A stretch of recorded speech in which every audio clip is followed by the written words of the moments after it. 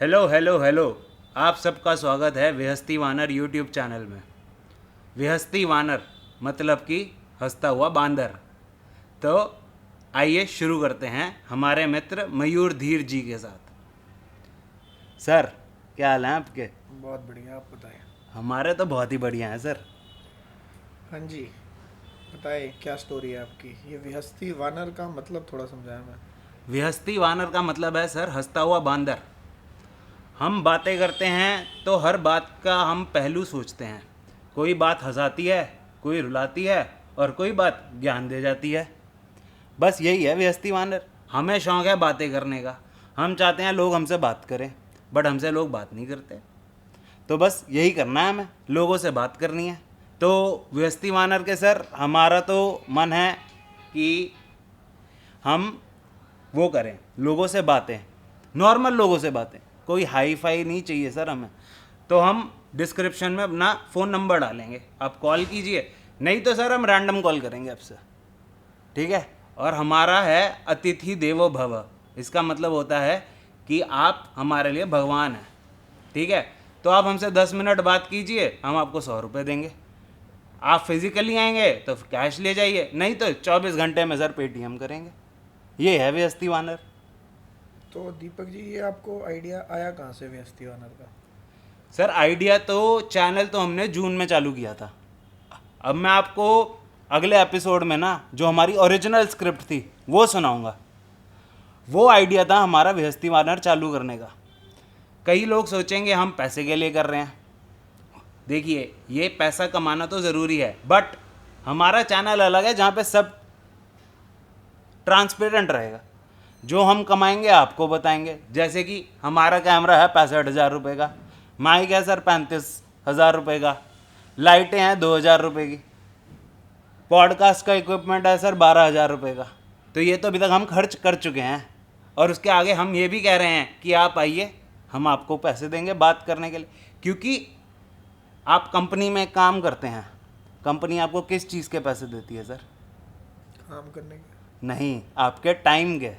काम तो वो सिखाती है आपको, है कि नहीं? ये भी सही है। तो वो तो आपको टाइम के पैसे दे रही है ना।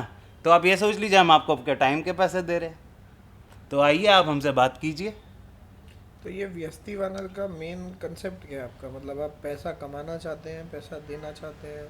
सर देखिए, अगर हम फेमस होंगे तो पैसा हम कमाएंगे। हम सर 50-50 मॉडल पे चल रहे हैं अभी। 50% हम जनता को देंगे, 50% हम अपने पास रखेंगे। क्योंकि ये चैनल है 3 जनों का। तो 50% डिस्ट्रीब्यूट होगा वो 3 जनों में, और बाकी 50% जो जनता आएगी वो उसके लिए। तभी तो कहा सर ट्रांसपेरेंट रहेगा हर चीज़। तो ये जनता को पैसे देने का आपने क्या मतलब सोचा है, या ये थोड़ा आपका पब्लिसिटी का तरीका है? सर पब्लिसिटी भी है और सोचा भी है। क्योंकि अब मैं आपको एक श्लोक सुनाता हूँ। क्योंकि हम इंसान ऐसे हैं, हमें ये होता है कि हम नई चीज़ सीखते रहें, बट जो हमारी पुरानी चीज़ें हैं वो तो हम भूल ही चुके हैं। त्वमेव माता च पिता त्वमेव त्वमेव बंधु च सखा त्वमेव त्वमेव विद्या च द्रविणम त्वमेव त्वमेव सर्वम मम देव देव। इसका मतलब है सर, तुम ही मेरे माता हो, तुम ही मेरे पिता हो, तुम ही मेरे भाई हो, तुम ही मेरे दोस्त हो, तुम ही मेरी विद्या हो और तुम ही मेरा पैसा हो। तो हम अपने थोड़ा भगवान आपसे शेयर कर रहे हैं।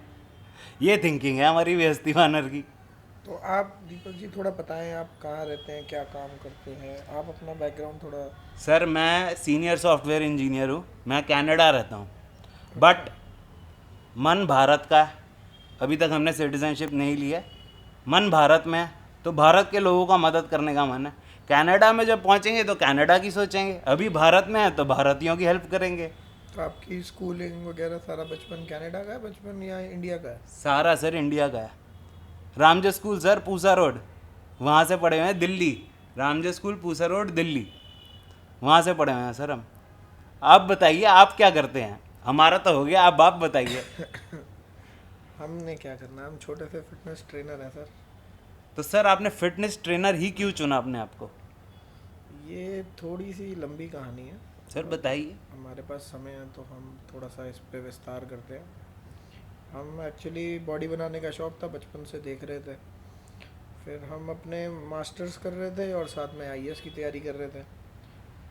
तो अब हमारे ज़माने में, मतलब मैं इतना बूढ़ा दिखता नहीं हूँ पर मैं थोड़ा सा हूँ, बट हमारे ज़माने में ना ये थोड़े हाई क्लास एलीट जिम होते नहीं थे, तो लोकल जिम ही होते थे। वहाँ पे अगर आपको याद हो तो बार डिप्स के लिए एक रॉड सी लगी होती थी, पतली सी होती थी, जिसके ऊपर हम लगा के उसके नीचे जाके स्क्वाट किया करते थे। ये स्क्वाट ट्रैक वगैरह सब वहाँ पे होता नहीं था। तो एक दिन हम स्क्वाट मार रहे थे, अब थोड़ी उम्र कम थी तो थोड़ा वज़न उठाने का शौक़ था। तो वज़न था तकरीबन 180 किलो। हम जैसे ही बार डिप से रॉड उठाए, रॉड बीच में से टूट गई। अब वो रॉड टूटी तो पहले इधर वेट गिरा, फिर इधर वेट गिरा। तो तब एक भारी भरकम एक्सरे में ये पता चला कि लंबर स्पाइन स्ट्रेट हो गई है। तब तो खैर मुझे इतना नाम भी नहीं पता था, क्योंकि बायो स्टूडेंट नहीं हूँ, मैं कॉमर्स का स्टूडेंट था। But at that time I was preparing for my AS, and उसके साथ मैं अपनी मास्टर्स भी कर रहा था।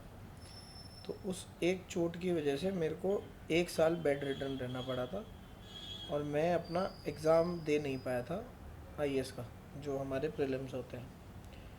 तो वहाँ से पता नहीं क्या हुआ क्या नहीं, बट बहुत सारे डॉक्टरों के चक्कर काटे, बहुत हॉस्पिटल गए, मैं नाम नहीं लेना चाहूँगा, बट आज से 17-18 साल पहले की बात है ये। तो तब मैंने तकरीबन तकरीबन उस टाइम पे 7-8 लाख रुपए लगा दिए थे, सिर्फ एक स्पाइन की छोटी सी इंजरी के लिए। सॉरी। तो वहाँ से जब मेरे को पता चला 1 साल उस बेड के बाद, तो हमने थोड़ी सी खुद ह्यूमन एनाटॉमी पढ़ी, थोड़ा सीखा। उसके बाद फिर हमने एक फिटनेस का कोर्स होता है, ACE, American council on exercise, वो किया। फिर हमने अपने IAS वाला चीज़ छोड़ दी। बट वो पढ़ते पढ़ते ये समझ आया कि ये जो इंजरी है, ये इंजरी थी एक्चुअली 4-5 दिन की, जिसके लिए मेरा पूरा साल वेस्ट हो गया। तो पैशन तो था ही, बट पैशन थोड़ा सा इंटरेस्ट और बदले की भावना तो नहीं बोलूँगा, बट बुरा लगा कि मेडिकल साइंस में इतना सब कुछ हो के भी एक छोटी सी इंजरी के लिए इतने लाखों रुपए, इतना वो चीज़, और दूसरा मेरा जो IAS बनने का मन था वो ख़त्म हो गया। वहाँ से फिर इस इंडस्ट्री में घुसे। पढ़ाई करने के बाद थोड़ा सा ये समझ आया कि यार मसल के बारे में, अपने बारे में पता होना चाहिए, तो वहाँ से हमारी ट्रेनर की जर्नी शुरू हुई। सर ये आपने बोला ACE सर्टिफाइड हैं आप। सर लोगों को ये पता, मेरे को सपोज़ नहीं पता सर कि ACE क्या है, कितना खर्चा होता है, क्योंकि लोग समझते हैं कि मैं अपना बता रहा हूँ सर आपको, मैं अपना नज़रिया बता रहा हूँ कि कि मैं समझता हूँ कि यार ये ट्रेनर ज़रूरी है मेरे लिए, कि उसको क्या आता है जो मैं यूट्यूब वीडियो या bodybuilding.com या इतनी सारी वेबसाइट हैं उधर जाकर नहीं सीख सकता सर। बिल्कुल सही क्वेश्चन है आपका। आई थिंक मैथ्स वगैरह या आपने स्कूल में भी ट्यूशन लगवाई होगी, बट हाँ वो जी सेम सर। चीज़ टीचर तो पढ़ाती थी। हाँ जी। बट आप अलग से फिर भी कुछ सब्जेक्ट की ट्यूशन लेते थे, राइट? हाँ जी सर। तो आपका ट्यूशन टीचर कुछ अलग से थोड़ी ना पढ़ाता था, वो आपको समझाता था कि जो आपने थ्योरम या जो आप कर रहे हो उसको अच्छे से कैसे करना है और रटना नहीं है। बल्कि किताबों में तो दिया ही हुआ, तो आप खुद किताब पढ़ के भी तो 10वीं 12वीं कर सकते थे।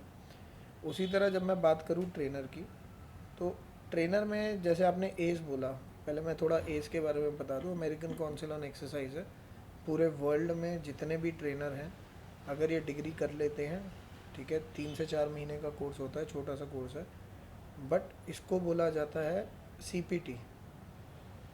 CPT का मतलब है सर्टिफाइड पर्सनल ट्रेनर। इस कोर्स को करने के बाद आप अपने आप को फिटनेस प्रोफेशनल बोल सकते हैं, जो मेरे ख्याल से इंडिया में शायद 10% भी पॉपुलेशन को नहीं पता होगा। जैसे आपने बोला ट्रेनर, सब ट्रेनर ही बोलते हैं, फिटनेस एंथुजियास्ट बोल देता है कोई, बट ट्रेनर हेल्पर यही चलता है। बट वो डिग्री करने के बाद एक बंदे को फिटनेस प्रोफेशनल बोला जाता है। उसमें ह्यूमन अनाटमी से लेकर, मतलब अनाटमी मतलब आपके शरीर के विभाजन, आपकी मसल, आपकी बोन, आपका सांस लेना, क्या होता है जब आप सांस लेते हैं, अगर आप 2 मिनट का कुछ कर रहे हैं तो उसमें कौन सा एनर्जी सिस्टम चल रहा है, 5 मिनट का अगर कुछ है उसमें कौन सा चल रहा है, 5 मिनट से लंबी बाउट है तो उसमें कौन सा चल रहा है, फिर कहाँ पे एरोबिक है, कहाँ पे एनारोबिक है। तो इसका बहुत ही विस्तार में एक बहुत ही बड़ी बुक 700-800 पेजेस की अब तो खैर उसके शायद एडिशंस भी आ गए हैं, 2 में डिवाइडेड है। तो इन सब के बारे में पढ़ता है, उसका पेपर क्लियर करता है, और वो सेम लेवल है जो इंडिया में नहीं, यूएस स्टैंडर्ड के अकॉर्डिंगली होता है, और पूरे वर्ल्ड में उसी को मान्यता मिलती है। तो आई थिंक इंडिया में, अगर मैं गलत नहीं हूँ, तो तकरीबन सिर्फ 350 से 400 ही एस सर्टिफाइड पर्सनल ट्रेनर है। तो हाँ, आई थिंक इतना ठीक है। सर ये कोर्स की फ़ीस कितनी होती है? कोर्स की फ़ीस कुछ नहीं है, इसकी बुक मिल जाती है, 5-7 हज़ार रुपये की बुक होती है, वो आप ऑनलाइन ले सकते हैं। फिर वही मैथ्स की ट्यूशन की बात आ जाती है, किताब में सब कुछ लिखा हुआ है, बट इसकी कोचिंग अलग अलग जगह होती है। कोचिंग कहीं पे 30,000 की है, कहीं 40,000 की है, बट इसका एग्ज़ाम जो होता है ये ऑनलाइन होता है। उस एग्ज़ाम की fees is somewhere around $400 US। मतलब कि 32,000 रुपये सर। तकरीबन 32,000, प्लस इसको देने से पहले आपको CPR सर्टिफाइड होना होता है। तो मतलब सर अगर आप ए सर्टिफाइड ट्रेनर हैं तो मतलब आप 1 लाख रुपए से ऊपर खर्चा कर चुके हैं, मतलब अप्रॉक्सीमेटली। अगर मैंने कोचिंग ली है तो, अगर मैंने कोचिंग नहीं ली और मैंने खुद पढ़ा है तो 30-35 हज़ार रुपये। अगर मैंने कोचिंग ली है तो हाँ 60-70 हज़ार रुपये। और CPR का कोर्स महंगा नहीं होता, वो 2-2.5-3 हज़ार में हो जाता है। आप कहीं भी रेड क्रॉस सोसाइटी या 1-2 और अमेरिकन हार्ट इंस्टीट्यूट, यहाँ से CPR करा सकते हैं। तो ये बेसिक प्री रिक्विजिट होता है इसका, जो हर ट्रेनर को, आई थिंक अगर वो एस करे ना करे, बट उसको एटलीस्ट CPR सर्टिफाइड होना चाहिए, क्योंकि अगर कुछ मिसहैप हो जाती है तो उसमें CPR बहुत काम आता है। सर अब ये एज से ऊपर भी कोई लेवल होता है? जैसे ये हमारे नीरज चोपड़ा जी हैं जो इतना अच्छा परफॉर्म करते हैं ओलंपिक्स में, तो उनको, उनके ट्रेनर भी एज सर्टिफाइड होते हैं या उससे भी ऊपर कोई लेवल है? नहीं नहीं, आई थिंक इसमें एस नहीं होता है। जो कोच होता है वो यूजुअली आपने देखा होगा कि फॉरेनर होता है। हाँ जी। उसका कोर्स भी NSCA CSCS बोला जाता है उसको। NSCA उनकी वो अथॉरिटी है, और CSCS कोर्स होता है, certified strength and conditioning specialist. उसके 2 पार्ट होते हैं, एक होता है प्रैक्टिकल एग्ज़ाम और दूसरा होता है उनका थ्योरी वाला। दोनों ही ऑनलाइन होते हैं। प्रैक्टिकल मतलब practical related question, not that you have to perform it practically, but वो वीडियो क्वेश्चंस होते हैं जो प्रैक्टिकल मूवमेंट्स पे होते हैं। और दूसरा थ्योरी होता है, जो again that is 1 step ahead of S, but that is specifically for the athlete part. जब आप एस की बात करते हैं तो ये एक सेडेंट्री पॉपुलेशन के लिए है जो जिम जाना शुरू करती है। और CSCS जो होता है वो आपके एथलीट के लिए एक स्पेशलाइज्ड कोर्स हो गया। तो वो चीज़ करने के बाद आपके नाम के आगे कोच लगता है। तो आपने नीरज को चोपड़ा जी की बात की, नीरज चोपड़ा जी के कोच जो होंगे वो, उनके पास एक CSCS होगा, उनके पास एक स्किल कोच होगा, फिर उनके पास एक फिजियोथेरेपिस्ट होगा। तो ऐसे एक प्रॉपर हर एथलीट का जो उस लेवल तक पहुंच चुका है, उसके पास 5 ऐसे लोग होते हैं जो अलग अलग चीज़ों में अपनी महारता करते हैं। बेसिक रिक्वायरमेंट वहाँ पे कोच की जो मेन होगा वो CSCS होना चाहिए।